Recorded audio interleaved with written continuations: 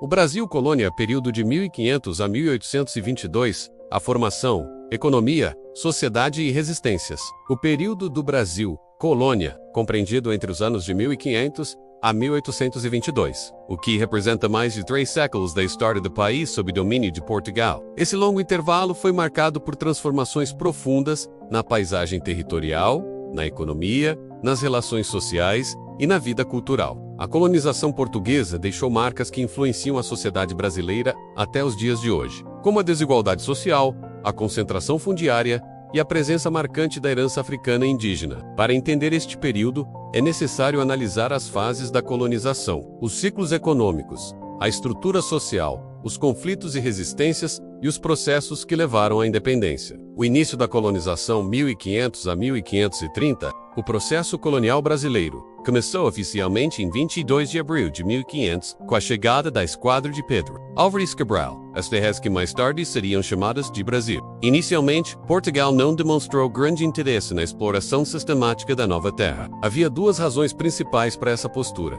1. Prioridade no comércio com o Oriente.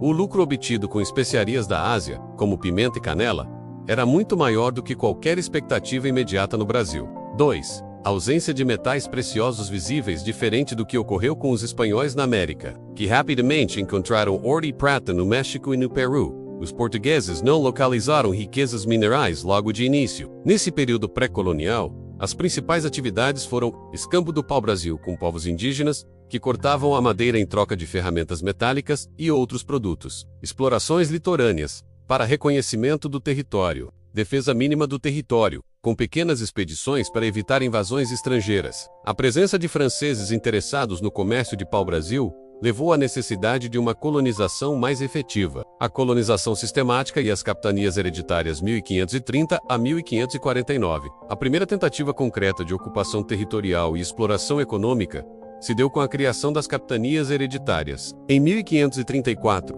o sistema consistia em dividir o território em faixas de terra, entregues a donatários, que tinham como dever colonizar, proteger e explorar a região. A estrutura das capitanias eram hereditárias e privadas. Os donatários recebiam forais, com direitos e deveres.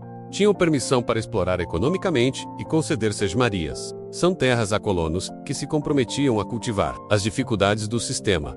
A maioria das capitanias fracassou devido às hostilidades indígenas, a falta de recursos financeiros dos donatários, o isolamento e dificuldade de comunicação. Os ataques estrangeiros. Apenas as capitanias de Pernambuco e São Vicente prosperaram, principalmente graças à produção de açúcar. O governo geral e a consolidação da colonização, 1549 a 1600, com os fracassos iniciais. Portugal criou o governo geral em 1549, centralizando a administração colonial em Salvador, que se tornou a primeira capital do Brasil. O primeiro governador-geral foi Tomé de Souza. As medidas administrativas, criação de vilas e câmaras municipais, instalação de órgãos de defesa, como fortalezas e exércitos locais, incentivo à produção agrícola e organização do trabalho. O papel dos jesuítas. Vieram com a missão de catequizar os indígenas, transformando em mão de obra cristianizada e culturalmente alinhada à colônia. Essa ação gerou conflitos com colonos que desejavam explorar os indígenas como escravos. O ciclo do açúcar e escravidão africana,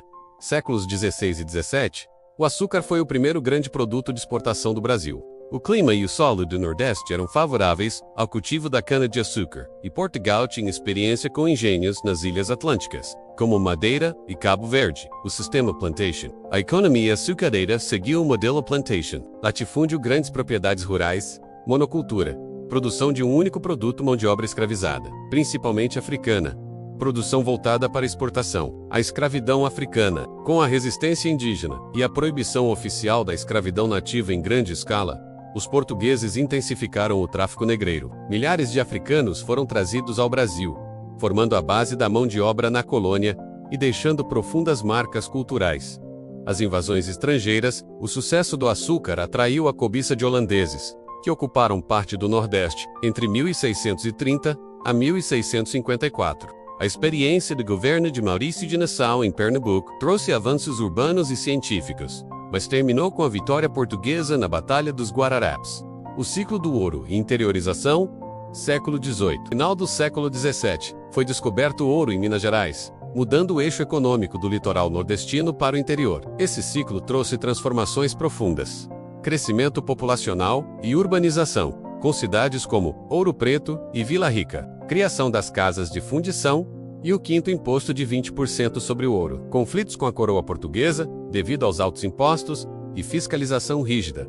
O ciclo do ouro também estimulou estradas e rotas comerciais pelo interior, diversificação econômica com a pecuária e produção de alimentos. A cultura barroca, especialmente em Minas Gerais, com nomes como Aleijadinho e Antônio Francisco Lisboa, a estrutura social e cultural. A sociedade colonial brasileira era estratificada e baseada em privilégios, cor e condição social.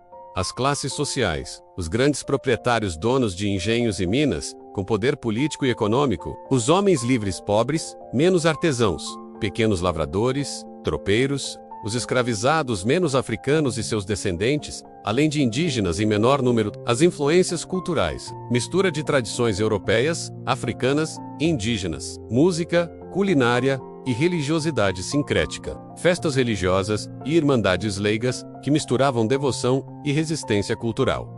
As revoltas e resistências, diversos grupos resistiram à opressão colonial, indígenas menos com fugas, ataques e formação de aldeias livres. Africanas escravizadas formando quilombos como Palmares, símbolo da luta por liberdade.